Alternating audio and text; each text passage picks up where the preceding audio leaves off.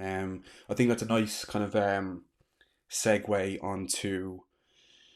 I think obviously we talked about like range of motion and resistance profiles and strike profiles and um, momentum, inertia, and obviously how that contributes to that internal side of things and kind of maximizing the tension being placed on the specific muscle group you're trying to challenge with that exercise. I don't know what way you want to kind of lead it to that. I So think that's a good segue though.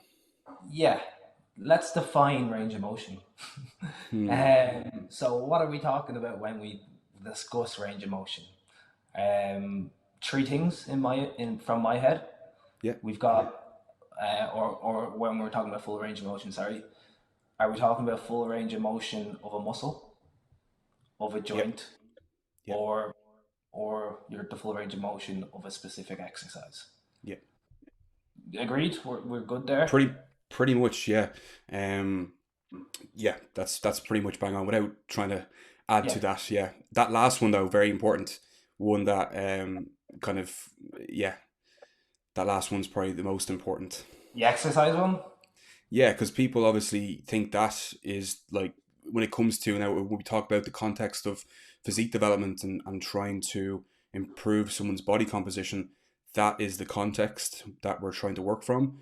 People kind of use that whole kind of, which isn't a bad thing. Again, this is not wrong. It's just they think of it as a way of like powerlifting where it's an objective of A to B with that tool and not so much again the internal aspect of it when it comes to physique development. So when you're looking at powerlifting, you have to move the bar from A to B in order to complete the objective. But that's not the objective when it comes to physique development. And I think there's some carryover there. And that's what people define kind of full range of motion when they're doing an exercise is that it has to be A to B when it's not the case. It comes down to that individual and what they have. And like you mentioned at the start there, when it comes to their ability to contract a tissue and move a joint through a specific range, not so much moving a bar from one place to the next. Yeah, because if you go with the full range of motion of an exercise, you might end up with a gammy shoulder like me for the last 6 years because I was Yeah. told that I had to touch my chest with the bar for a barbell bench press. And that's the reality of things. Like I can feel this still now just sitting here and Yeah. it's never gotten better. Mm-hmm. Um, because I hurt myself essentially just from bench pressing with a barbell, because I was told that I had to touch the chest. Um, yeah, so and then I guess range of motion can be further divided into your active range of motion Yeah. and your passive range of motion. Do you want to define them?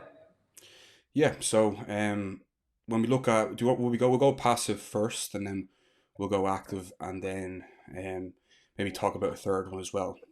So when Oh, we you talk want to about passive, we're looking at what's what are you laughing at?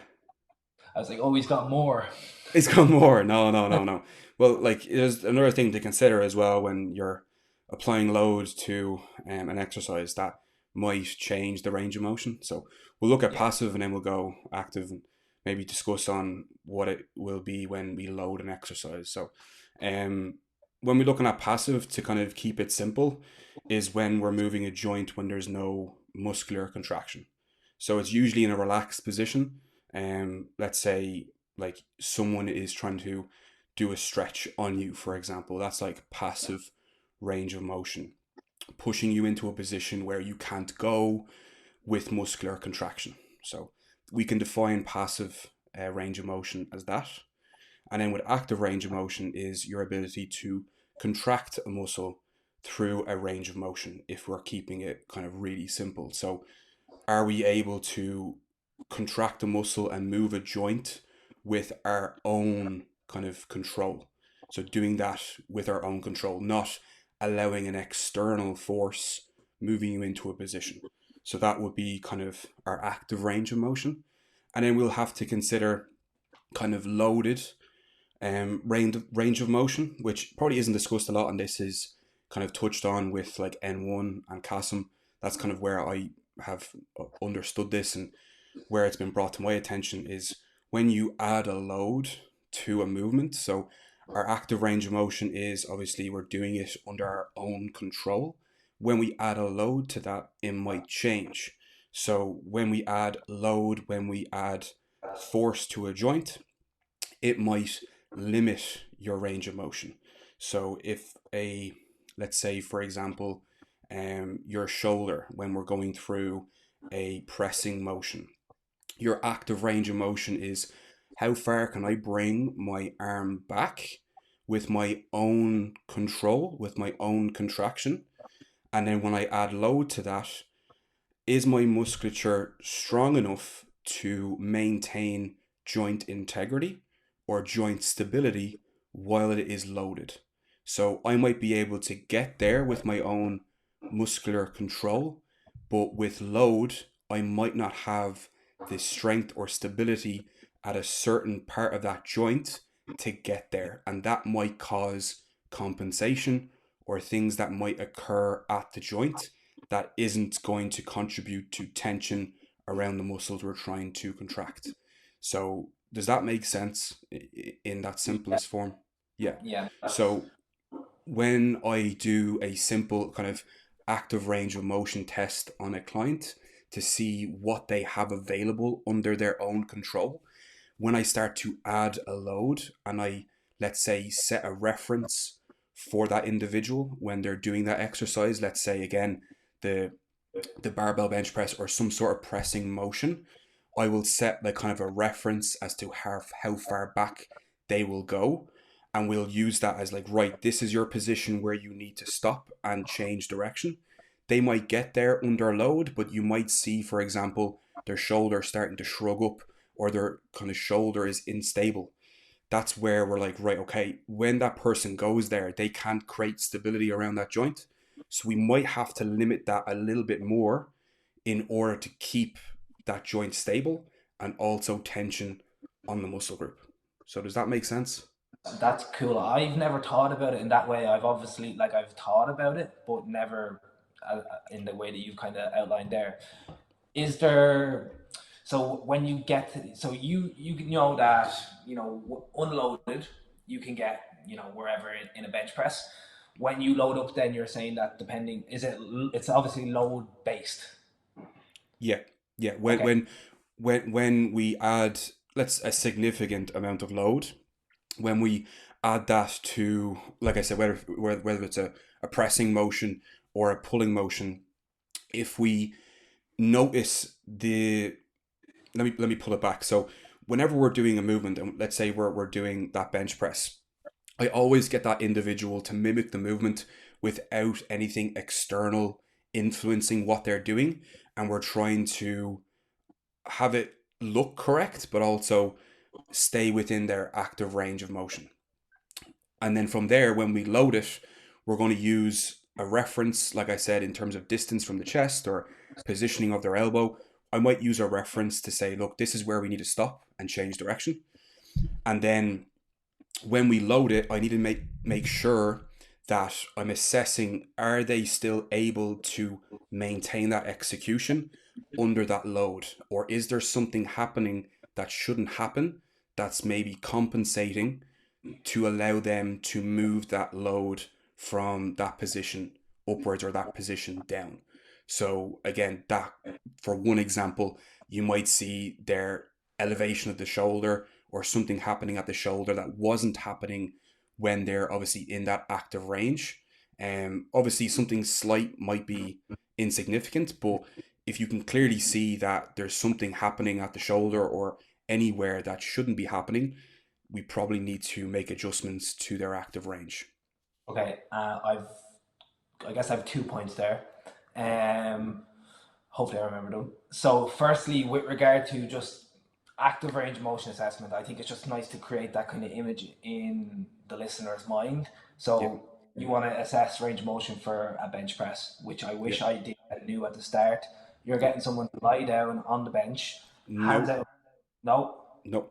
So when we're assessing kind of, let's say it's going to be for the bench press, I don't want really kind of gravity to influence how they bring their arm back. So how I would assess that, would be literally sitting up on a bench, getting a band or let's say a daisy chain, and pulling their arms back in this position, because there's nothing influencing my arm moving back other than me contracting my upper back musculature to bring my arm back and to keep obviously tension on my chest.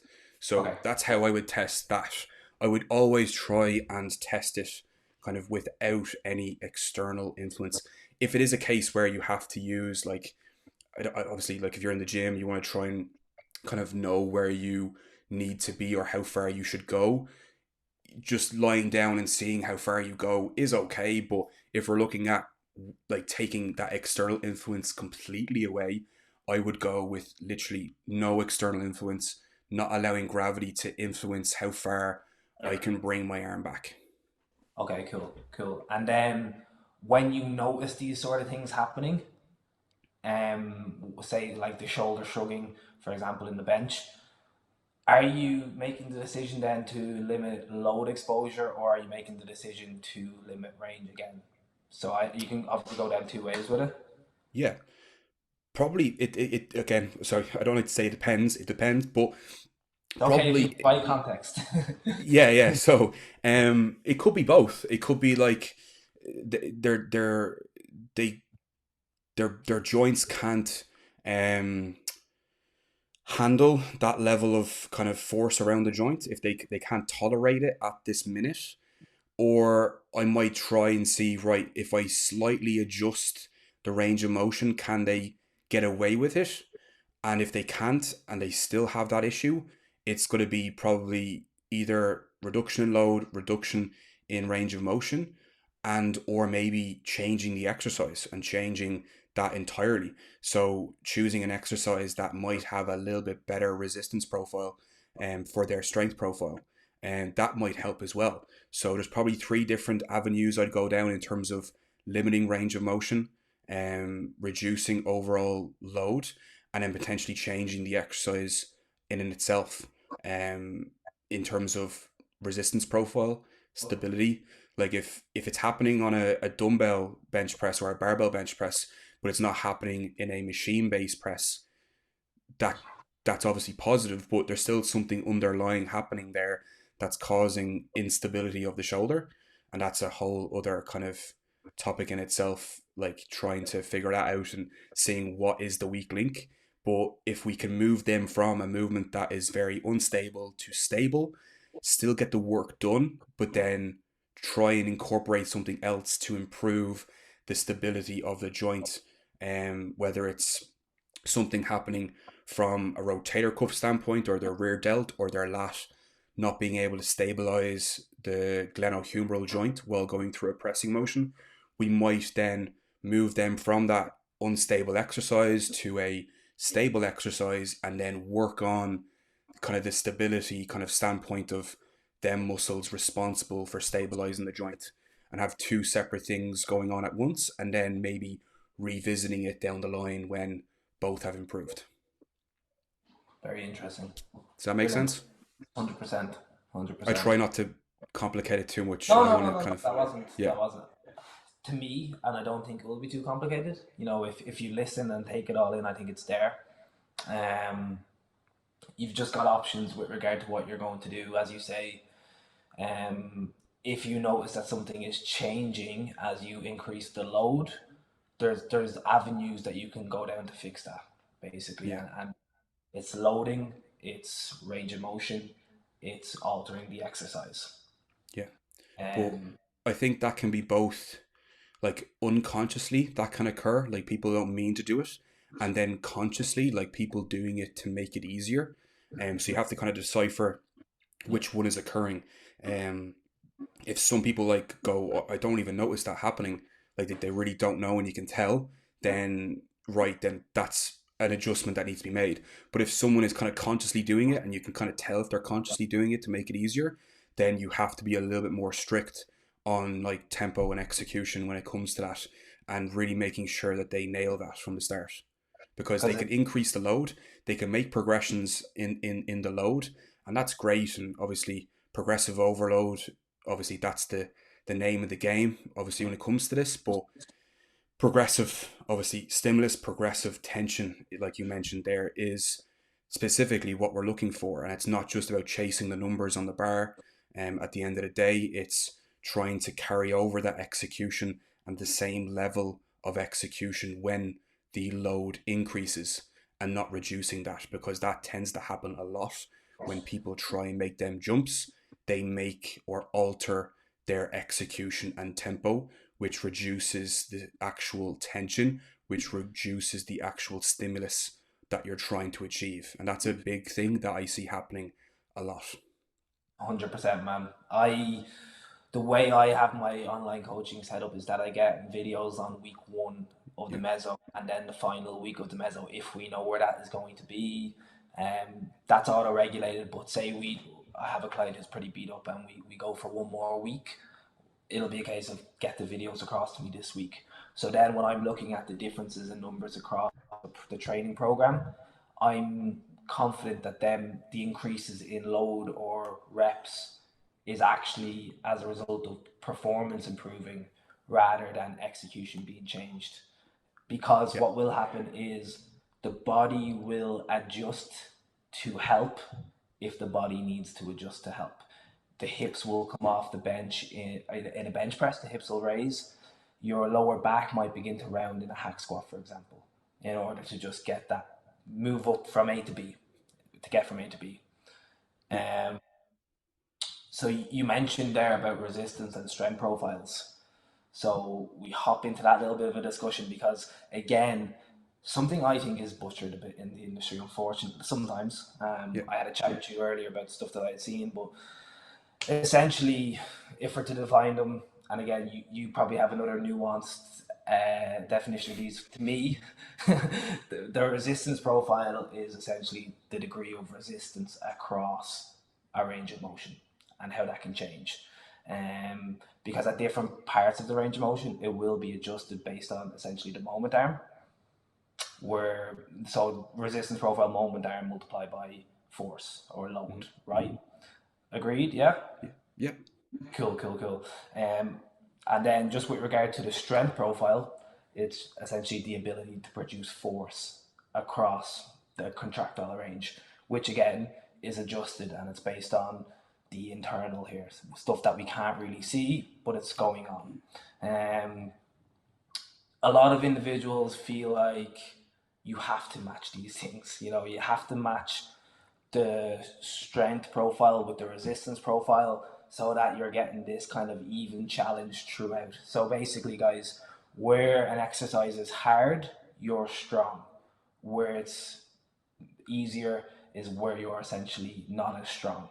Um, we'll get into a chat about banding and stuff like that for sure.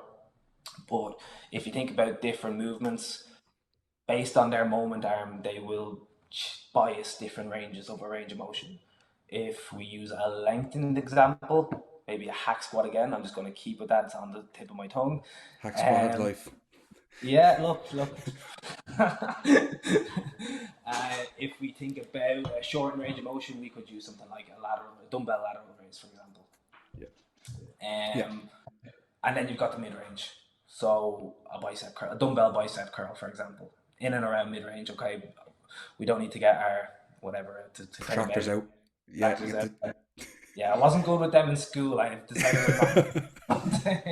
I was terrible at tech graph. I was terrible at Yeah, using protractors. So yeah, yeah, 100%, man. So, um, obviously in AKA we got bands just about everywhere. So you we love a good know, band. I love a good band. It's great to see though because it shows that like we're thinking about our stuff. They can be absolutely butchered. I do want to chat about them in a bit, but Yeah. yeah. So talk to me about where you stand with regard to kind of mastering the range, the strength and resistance profile and getting them absolutely perfect all the time.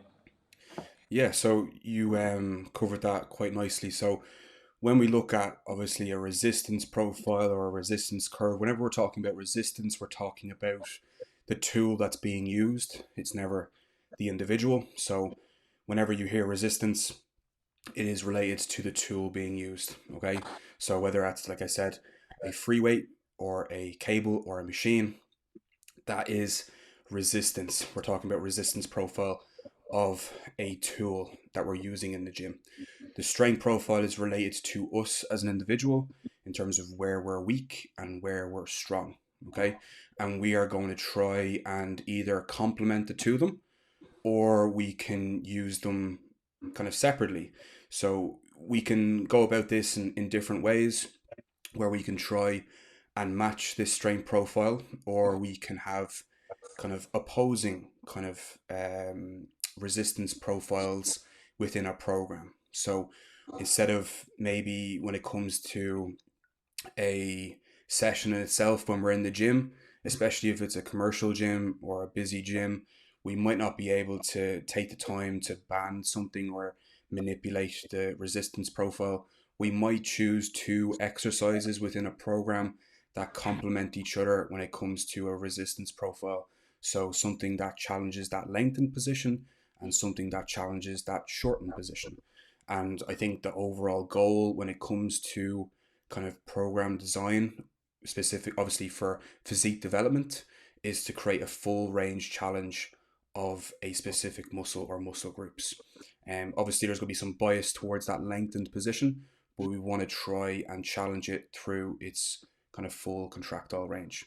Um, so we shouldn't always strive for perfection when it comes to matching the resistance profile of a machine and the strength profile of the individual. I think getting it good enough is okay. And what I mean good enough is you can have exercises that have really, really bad resistance profiles where it is very heavy in that length and range, and there's literally no resistance whatsoever in that shortened, or vice versa. That's just down to certain machines and how they are built. But we don't want to feel like it's killing us on that length and range, or killing us in one position and not having any resistance whatsoever in that shortened. So I think it's not a be all and end all that you have to match these things, but I think getting it good enough where there is a pretty consistent amount of resistance through the lengthened and shortened range is ideal. But if we're looking at, I don't know, a certain context for a bodybuilder who has all these pieces of kit that are really, really good, that are in the AK Method HQ, you should really go down and check it out. We have obviously extra, we have machines and tools in the gym that have pretty good kind of resistance profiles, and we can manipulate them as well to suit the needs and wants of the client and the outcome and the goal. But it's not a necessity, it's not something you need to do. But I think the overall objective of the session or the program is to create a full range challenge of that particular muscle group. Yeah, perfect, perfect. And Does that answer that? I think I kind of rambled a little bit. yeah, no, it does for sure. And like as you say, going down to AKA, you really get perspective for these sort of things and how Yeah, valuable they can be when used in the right context, because yeah, you've got like loads of bands there that you can utilize. Sometimes I'll use them, sometimes I won't, yeah. depending on, as you say, the goal. Um, we chat about banding. Yeah, sure. I actually want to kind of mention one thing there in terms of like when we mention like moment arm, and when we mention that kind of term, and just define it. So I would say it's the distance of the resistance from the joints being kind of used or trained. So how far away the load is in relation to the joints. A simple way of kind of seeing that is using cables, because the cable in itself is a resistance. So we can see that line of force and we can use that to tell how far away the cable is from the joints that we're using. So that is essentially the moment arm. But when we're using the likes of kind of machines that are plate loaded, or pin loaded, but especially free weight movements, you can't really see it. You kind of have to imaginate it that it's there. And I think obviously a great way to understand it, and it's been said to me from, I think, like James from the Muscle Mentors as well as Tom Purvis, is it's like wind. You can't see the wind, but it is there. So Yeah. that's a great way of kind of just understanding what the moment arm is, because I think that's something that just gets thrown out there and people don't really understand what that is. So hopefully that makes sense. I was literally going to say that quote. Yeah, I yeah. remember It's I something saw that it. stuck with me for Yeah, since I heard it first. I was like, that just makes perfect sense. It just I makes got it sense. Like that's what it is.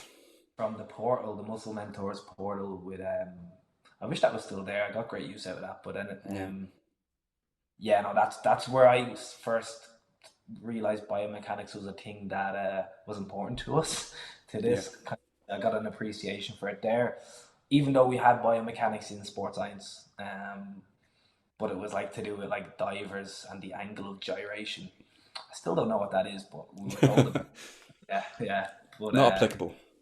yeah, honestly, like, do you know when it's just applied in a different scenario and you Yeah, just care less? You couldn't care less about it. Like, yeah, like I yeah, don't care. These divers, how do I get yeah, bigger? yeah, Um, so banding. To band or not to band, that is the yeah, question. yeah, So for me, I like the default to not be banding. Um, and it kind of leads from an understanding of the importance of different ranges of motion for many contexts, not every context, but in many contexts when we're looking at accommodating resistance, what we are doing with, say, a hack squat is manipulate. If we're using a band, we're generally manipulating the load to either take away from the bottom or add to the top, depending on how it's banded, which ultimately alters the resistance profile to the degree where the bottom is, I don't want to say less stimulating, but maybe not the hardest part anymore of the movement. You'll have loads of caveats for that. I know you will. I can see it in your face. But like I'm just thinking of a hack squat and banding. Say let's reverse band it. We're taking load away from the bottom, right? And with that, we know the lengthened position is the most hypertrophic. It's where a lot of it is. It seems to be where a lot of the mechano sensors are that we've discussed already. So when I'm looking at that, I'm thinking if we are taking a little bit away from there and maybe making another part of that exercise more challenging or more stimulating in a sense, we could be altering the stimulus to fatigue ratio to the degree where most of the stimulus is no longer where maybe the hardest part of the challenge is. And further up that chain or up that movement, we're making that harder. And we're increasing the fatigue at that part of the movement where there's a bit less stimulus. So that's where my thoughts of that come into play is really just with regard to the stimulus to fatigue ratio. Um, how the question is how much of a bias do we want in the lengthened position? And mm, I don't have the answer for that. mhm. There were some good bicep studies done literally this year, though. You may have seen some of them. So there was the preacher curl versus incline dumbbell curl, Yeah, where I saw I think Cass and Mike were kind of debating that. I think in one of the podcasts that I saw. So yeah, yeah, okay. yeah, So what they found was so the harder challenge is the hard in the preacher curl towards the bottom of the range. The challenge is more difficult. We're a little bit more stretched versus in the dumbbell incline curl, based on the incline that they had that bench on. yeah. The resistance profile was so that the challenge was harder, higher up, so closer to the mid to shortened range. Okay.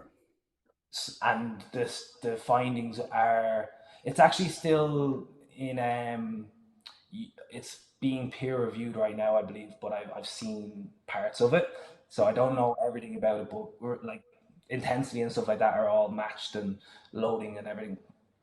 The where the challenge was hardest in the preacher curl saw a more robust hypertrophic response. Some of this seems to be like regional hypertrophy, so like down, it's lower down across the humerus. So you might be like, I think they measured like three parts of the bicep. So Yeah. from the acromion, they had like a 50% on the way to the um, lateral epicondyle. What was it, 30, 50, 70, I think maybe. And down lowest, closer to the insertion, there was more hypertrophy in the preacher curl bias movement. So that just kind of is an example of where we're seeing the challenge in the lengthened position being quite important. And in the example of the hack squat, we know that the challenge is harder there. So I tend to like the idea of biasing the challenge to that position. Now, as I said, how much I don't know. If there's a massive difference between the strength and the resistance profiles, of course you need to band that there, or you're just not going to get very productive work done. Yeah. Um, Other times where you might want to band injuries. So in that bottom position where you're exposed to a little bit more force, you might want to take a little bit away from there around the knee. As a learning tool. So I think it can be quite useful in that regard just to slow down the descent. Um, and I think if stuff is already banded, there's no harm in leaving it banded if it's going to be that much effort to get rid of it. Yeah. Yeah, again, very valid. Obviously, you don't have to band. You don't have to do that. In some circumstances, you will want to probably band more than others. Like you mentioned there, towards the latter end of what you mentioned. Um, Obviously, with banding, whether it's a hack squat or a Smith machine or whatever the exercise is, we're manipulating the resistance of that exercise. So we're changing the resistance at different points. And when it comes to, like you said, that kind of stretch mediated hypertrophy, kind of we want to spend a lot of time in that position. We want to obviously create a lot of challenge in that position. And like, have I done hack squat with a band and without a band? Yes. But I think where the most important thing is how it's being done is the most important thing, because I still think that you can get that response and still work really, really hard while using a band. I think it's just butchered because of how it's being applied. So if I can add more weight to a hack squat and band it, I'm still probably going to get the same level of tension on that muscle. Comparatively to if I had no band, I would have less load, and that resistance will be obviously different from bottom to top. So if I'm banding something, I want to make sure that it's not going to essentially slingshot me out of the bottom of the hack squat. So that's what we do not want to do. We want to make sure that that band is coming on appropriately as you descend into the bottom. And if that is done properly, we can get a smooth concentric of basically consistent difficulty from bottom to top. So if I have an appropriate setup where that band comes on around that mid range, give or take, we don't have to be exact of where it's coming on, but probably where we get down to that parallel position or just above parallel position. If that band is coming on and it's, let's say, taking away 20-25% of the resistance and it's coming off again in that mid range, that would be useful. I think that would be appropriate for that individual. But if it's being banded and it comes on the minute you start to come down and you're using a green band or a very strong band and it's taking away like 50 or more than 50% of the load, that's not going to be kind of appropriate to obviously get the response or the stimulus you want in that stretch position. But if I'm able to add more load to the hack squat and I have an appropriate setup where I'm not using a very, very strong band and I'm using a band that is quite short, so it comes on pretty quickly, like the one in the gym, we've changed it out for a smaller band. So when the weight hits the band, there's a quicker response in terms of resistance. If it's a longer band, it will take longer to stretch out to give more resistance. And I'm able to take away 20-25% of the load. And I'm able to keep that concentric consistent and that eccentric consistent and create a safer environment for a client to work. then I think that's also appropriate. But again, you can do both. You'll get great results by not banding. You'll get great results with banding, but you won't get great results if you band it inappropriately. So I think that's the big one that needs to be looked at. Yeah, and I think, arguing about these things is like, you know, you can have arguments about them, but sometimes people on the other side can think that you're actually like, in a position where you're like disagreeing over like the biggest thing with regard to hypertrophy, and arguing like when you're arguing about this, the magnitude of a thing that you're arguing about is not that big of a deal. Um, because there's way more important things. Like we'll agree with maybe 95, 97% of things with regard to muscle hypertrophy. You know, arguing about a band is such a small consideration. It's an interesting thing to argue about. That's why we're even Yeah, talking about it. Um, yeah, and what you mentioned about, the green band, say, so the color of band is an important consideration with regard to, the load that you're exposing someone to, what band you need to put on that, because obviously they're going to provide different levels of resistance.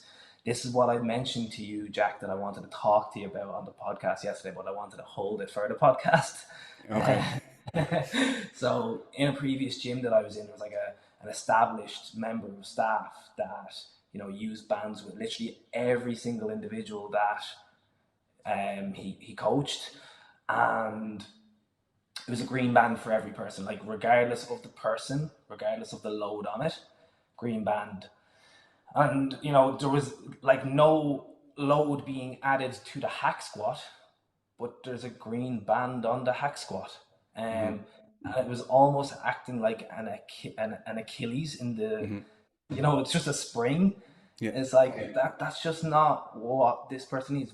Maybe as a learning cue, you can always make that point, but it was every person in every situation, regardless of how long they were with that individual. So it was just a, and I don't like to. I'm not shitting on anyone, because at the end of the day, it's resistance training. I would rather argue about more important things in life, to be honest with you. yeah, yeah. But it's just like that's so inappropriate, for this kind of in this context. Yeah. I think another consideration there when it comes to using the bands is managing momentum and managing Yeah, the tempo of an exercise. Um, Especially when you maybe have someone who has like a niggle or an injury, or is coming off the back of an injury, or is a in a context of like a high profile athlete, and you're trying to like make sure that they do not hurt themselves whatsoever. Like you can use a band to help manage the speed in which the tool is moving. Like I yeah. said, whether it's a hack squat or a barbell or a Smith machine, we can use the bands to manage momentum, and create more of a consistent speed or consistent velocity when it comes to the eccentric and the concentric of the movement. And I agree with you, because I literally towards photo shoot did, like when I was in my photo shoot prep towards the end, I did use a band. So again, I do use bands. Yeah. Um, my knees were getting a little bit beat up towards the end of it. I'm not sure if it was like a load to body weight thing, or changes in leverages, Yeah. or if I was just maybe getting weaker and trying to hold on to the load for as long as I could. Mm-hmm. Um, but I definitely felt the benefit of it then, just for that bottom position, and less. There was a lot less pain around the knee then. Yeah. So But I just want to add one more thing. So, like again, I think adding something to a machine like a band has been like people say it's easier, and like, oh, if you add a band from the top it's easier, like you're making the exercise easier. But if I add a band to the bottom of the exercise, oh, you're making it harder. So it's like, yeah, what are you trying to get at? Like if the same thing can be said for like counterweights. So when you use a machine with a counterweight, that counterweight is manipulating the resistance of an exercise, just like how a band would manipulate an exercise, a resistance of an exercise. So if we look at the pendulum in the gym, or if we look at the true squat, when we move through that range of motion, the resistance is being changed because of the counterweight. So if that counterweight wasn't there and we use a band, is that the same thing or is it not? So the counterweight or a cam, whatever that changes the resistance of an exercise, is going to be accommodating resistance pretty much because we're changing the resistance of an exercise at different points. So I don't think it's appropriate to cut off the counterweight of the pendulum or cut off the counterweight of the true squat because it's making it easier at the bottom or harder at the top. So I think again, people think that banding something is completely different to, let's say, a counterweight on a pendulum or a counterweight on a true squat. You're manipulating the exercise by incorporating a counterweight, and that's how the exercise is being built. It's being built with a counterweight. But when you add a band to something, it's like, oh no, you're making the exercise easier. So it doesn't make sense in my kind of perspective. So No, yeah, I agree because once you're, managing relative intensity as well, that's a big consideration. I think there's validity in the only time I think it's valid to make that kind of a statement is if someone isn't managing relative intensity or if they're just looking for a shortcut to lift more load, yeah, so like building putting load on a hack squat can take time. Putting load on the true squat can take time. If you manipulate the resistance profile of the movement, you might be able to make that a little bit quicker. And I think sometimes you can get a bit impatient with them sort of things. And then making it easier in a sense by not making it easier, but maybe stroking your ego in a way to add more load to it in that kind of a regard is maybe a consideration. yeah. I think again that comes back to the objective and the goal because some people like to just go into the gym and train and feel good. And if adding more plates to a hack or something rubs their ego and it makes them feel good, fire away. I have no problem whatsoever doing that. Like if you want to do that, once you're not going to break the equipment or cause harm to someone else and it Yeah, feels good for you and that's okay, fire away. Like go ahead. But if your goal is to achieve an outcome with your physique, you're going to have to take that into consideration. You have to be very conscious of that. But if you're going there just to enjoyment, to switch off, de stress, go ahead, fire away. Just once you're not going to hurt someone else, break the equipment, or potentially hurt yourself, maybe. yeah, for sure. So basic take homes from this section. Unless sorry, do you want to add anything else to it? Um, I don't think so. Also, like maybe with banding, you have to consider like the time behind doing that, and is it actually like are you able to do it with the actual piece of equipment in the gym? Like it might not actually be feasible to do that. So taking that into consideration. Um, and then obviously when it comes to banding, do you have the right equipment to do it? So having the likes of a daisy chain to make sure that you can just change when the band comes on and when it comes off, and not just wrapping a band around a piece of metal and throwing it on something and hopefully it works. Um, that's probably a podcast or a video separately in terms of how to appropriately band equipment. And there's loads of videos out there in terms of like on YouTube to know how to appropriately band something. Yeah, Like Joe Bennett, hypertrophy coach, um, muscle N1 mentors. Education probably has something. You see loads of people being able to just talk about that and seeing what's appropriate and what's not. Again, that whole like if it feels like it's slingshotting you out the bottom of a hack squat, probably wrong. If it's getting the concentric and eccentric more smooth and consistent, and the speed is consistent, and it feels like it's getting a little bit lighter as you get weaker and a little bit heavier as you get stronger, then you're probably in the ballpark there when it comes to that. Yeah.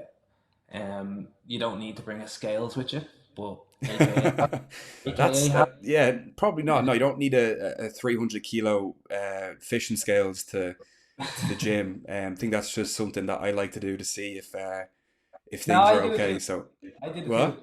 I bought one on Amazon because I saw the Muscle Mentors video a few years ago, and I was like, this is what I got to do now. Yeah, I was checking the angle and Yeah, doing adding my load to the load on the bar yeah, yeah, and but yeah, no, that's I think if you want a really practical one, Joe Bennett's is yeah, probably like the easiest one to yeah. follow.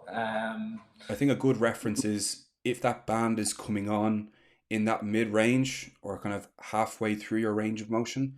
I think that's a very good, reasonable reference to use. And just making sure that the band isn't kind of taking too much load away from you. So around like 20, a quarter of the weight, that would be ideal. And that will, the color of band will depend on the exercise you use. It'll be lighter for, let's say, a Smith machine press compared to a hack squat where you're dealing with more load. So the more load, the stronger the band, the lighter the load, the lighter the band, and setting it up in that way. Yeah, and you can just feel these things out as well. Yeah, It doesn't yeah, like with a lot of stuff. It's exercise, it's resistance training. At the end of the day, be honest and understand if it's too much resistance to be taken away, because you could be actually taking away from the most hypertrophic part if it is too much. yeah, And yeah, that's kind of that. So resistance and strength profiles, they're different. They're not the same thing. It can be confusing for sure, but sometimes we just need to do a better job with that. In some cases, it might make sense to match them. In some cases, it won't. You can do, as Jack said, two exercises to get the best of both worlds and essentially create a full range challenge. And I guess that becomes even more beneficial if regional hypertrophy is a really important thing. Um, because before that, it was just, do we just need to challenge the muscle group, and is that sufficient to create a full range challenge? And I guess there's still some work to be done there. With regard to banding, then it's kind of for me, it's a case of it depends on the difference in the strength and resistance profiles. Um, in some cases, again, it will make sense to manipulate that to improve that. In my opinion, the bottom part of the lengthened position should be a bit more challenging, which will lead me to my next point. With regard to training, so it's something that we've been trialing out myself and Steve over the last while, which is why you might see me kind of do some cable movements at slightly different angles than would match the strength and resistance profile, for example. So if I'm doing a lateral raise now, we're biasing the lengthened position a little bit more. So I'm starting with the cable around hand height. Okay, so what we're doing there is we're trying to bias a little bit more lengthened range where the hardest part is. So have you there's actually a plethora of research coming out on lengthened bias movements now, or movements that challenge that range a little bit more. So have you tried any of these sort of things? We've kind of done two things. So we've done just movements that bias that range, and then actually lengthened partials, which is yeah, like just maybe like half of the movement, for example, with a lat pull down. yeah, After I do some full range movements, I will do like a set of partials at the end. So that might be why I'm not sure if you'll have seen. Sometimes my last set will look quite different to my first set with regard to range of motion, because I'm actually trying to make them a little bit different. yeah. Whether I like them or not, we'll discuss that in a minute. But Okay. I hate them. Okay, I don't like them at all. Oh Uh, God. yeah, but with regard to I guess muscle lengths and trying to bias movements towards that lengthened position, is that something that you've really been trying to do or anything? Yeah. So I'll have an example with this as well in terms of what I mentioned in terms of creating a full range challenge and how we can use different exercises, different tools to do that. So we can change or manipulate the machine to do this. We can also manipulate body position to do this as well. So it doesn't have to be the tool in itself, like you said, the position of the cable. Obviously, the cable being higher up on the cable where it's kind of around hand height. So the reason or rationale for doing that is that the cable is furthest away from the shoulder in that bottom position. And then as the arm moves out, as you go up into that kind of end range where the shoulder is shorter, the cable's getting closer to your shoulder. And there's obviously less resistance or less force or torque at the shoulder because the cable is closer to the shoulder. And that's obviously a way in which you can bias the lengthened position with a cable. How we can do that by kind of changing body position is, and as well as the tool, instead of doing a standing kind of dumbbell lateral raise, you might have seen maybe people lying on a bench and having their body positioned across the bench and their arm positioned in a similar way where they would standing up, and they would perform a lateral raise.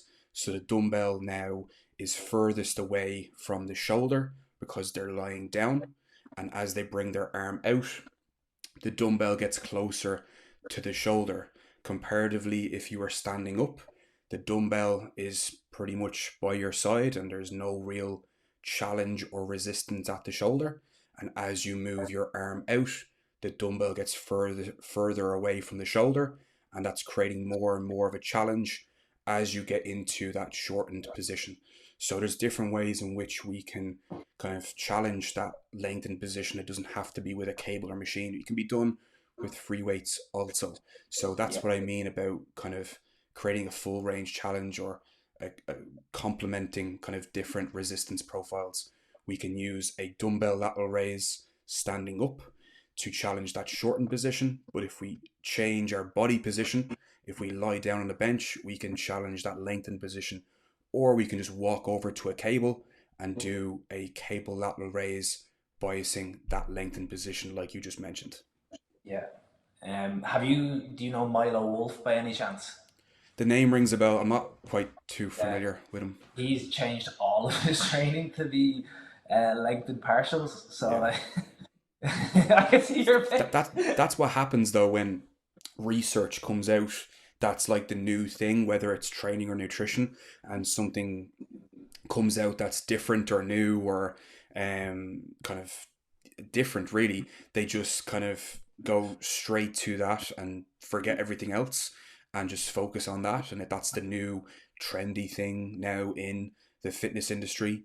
Is that kind of study or that bit of research that's been done, and oh, if I just focus on the length and range and forget about everything else, it's going to elicit more hypertrophy, and they just throw everything else out the window, and that's just the wrong way to approach it.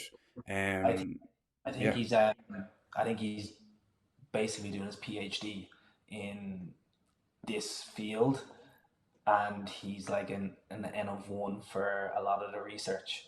So I think yeah, he just used himself as like a a corpse to do it, because who else that's a trained individual will really want to do something like that? Like, you wouldn't, because you know what it could do to a year of your growth, you know? yeah, Which is obvious. That's Let's not get into that side of research, because yeah, I've too much to talk about based on even my own research, that we did for my masters, but it's not really worth it.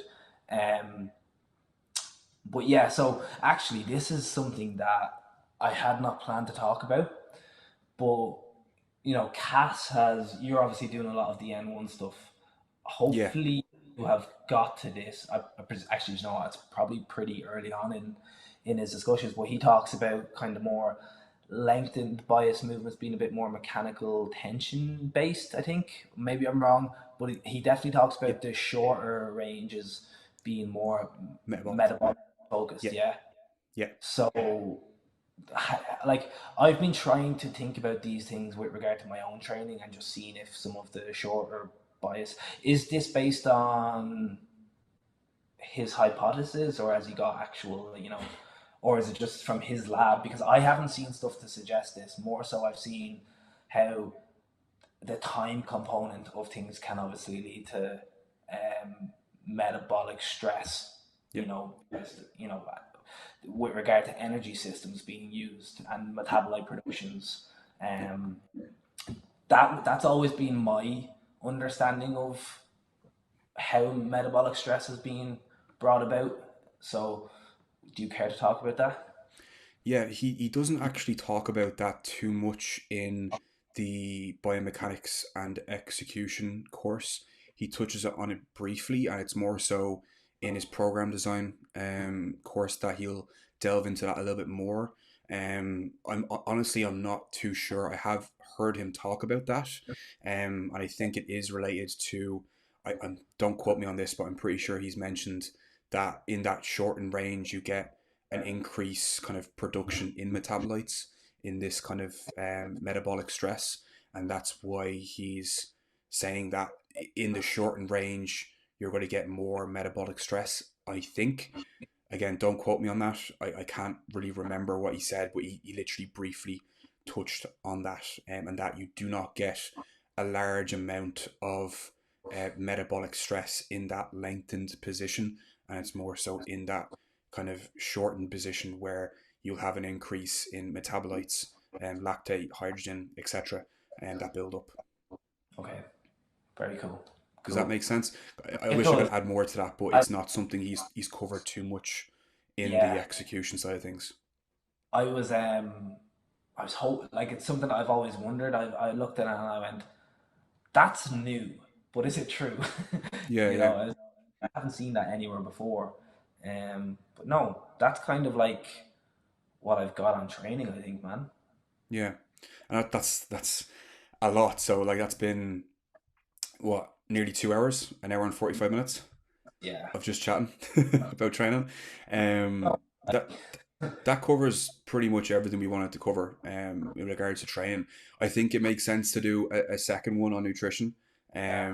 because I think that's another 2 hours in itself if we start talking on that. So I think the second video we can definitely touch on nutrition and obviously my insight into obviously the IOPN that I did, and obviously whatever kind of area you looked at in nutrition when it comes to your masters. I'm not sure how much information they provided with regards to that. Self-taught. Yeah, Self-taught. that's it's probably better off that way. So, To be um, yeah, is there anything else to talk about just to round things up? No, I think I'm cool, man. Yeah, like this is how our training sessions tend to go. Like being honest with you, like we talk like this in training sessions. So halfway through this, I just felt like I was just chatting to you in the Yeah, gym again. yeah, Um, so yeah, like it's cool because we'll probably now saying this, I was like, we might be able to actually train now when we win the next time. What'll probably happen is we'll have side tangents that will go on from this yeah, in reality.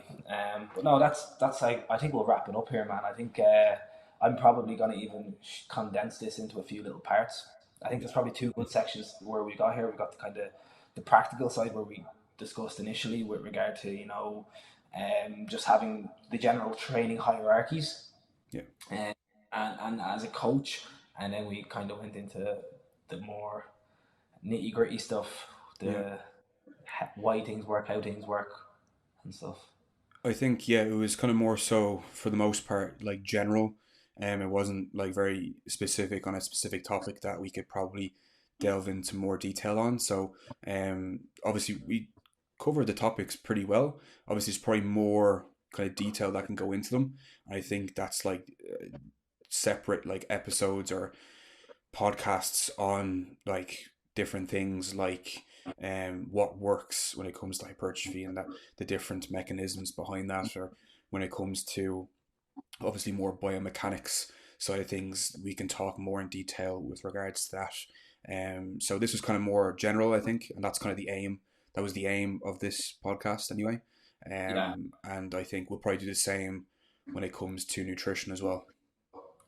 100%. We'll do a one general one for each because like with our first podcast, that's the way it has to be. Like we can't come in and just start Yeah, banging out, the yeah, about one random thing. So I think that's cool. We got a good bit of stuff done there, man. I'm happy enough.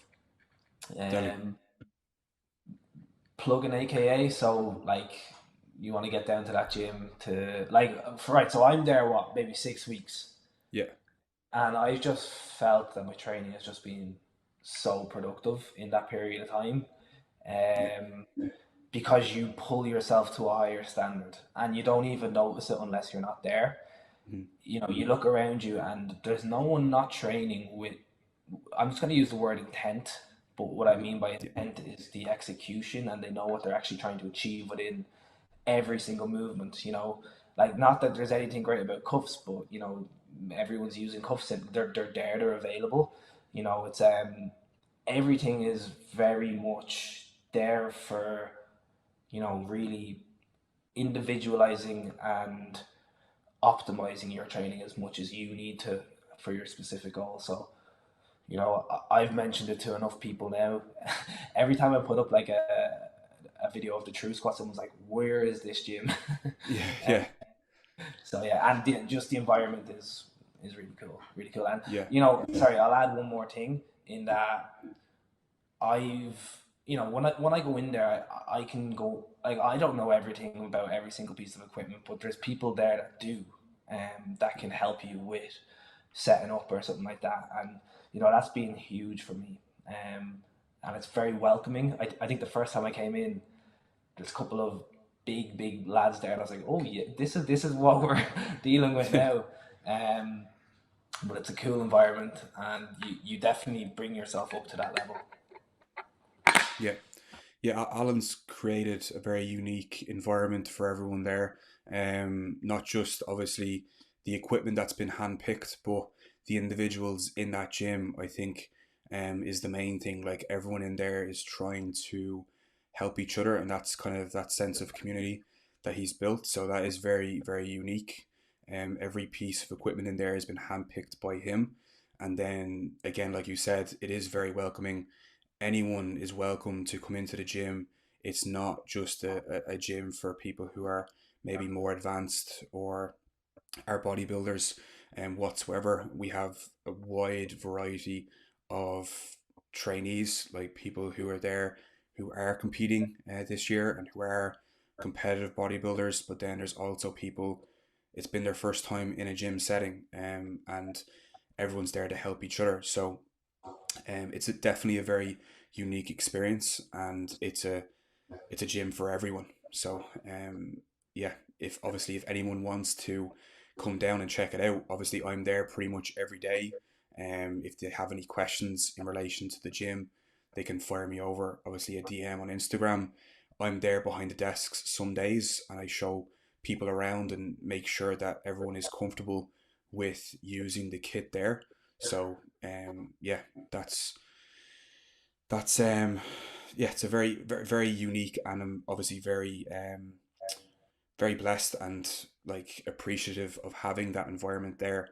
And I'm sure everyone in there is the exact same. So yeah. And they just announced an expansion as well. So the most recent post there that Alan made on the site or on the Instagram page, he's expanding the second floor.